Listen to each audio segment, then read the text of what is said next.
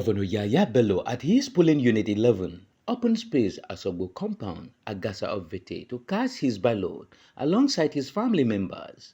After casting his vote in the early hours of Saturday, Governor Bello said he was satisfied with the conduct of the elections across the state. We've all come out in our numbers to cast our votes. I have just casted my vote along with my family members, and others are casting their vote. It is timely. All materials were deployed within the time stipulated, and so far I have not received any complaint from any voter. The conduct of INEC so far has been so fantastic. All the security agencies have conducted themselves so far very professionally.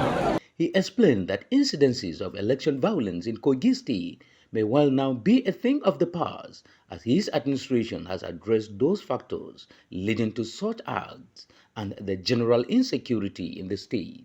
The issue of security have been tackled effectively here in Kogi State like never before. You know how it used to be, people traveling from south to the north, from north to the south, and people sleeping without, with their two eyes open in the past. Now they sleep with their two eyes closed. Issue of kidnapping, ISWAP, Boko Haram, and other extreme groups have been decimated, and they are no longer existing in Kogi State.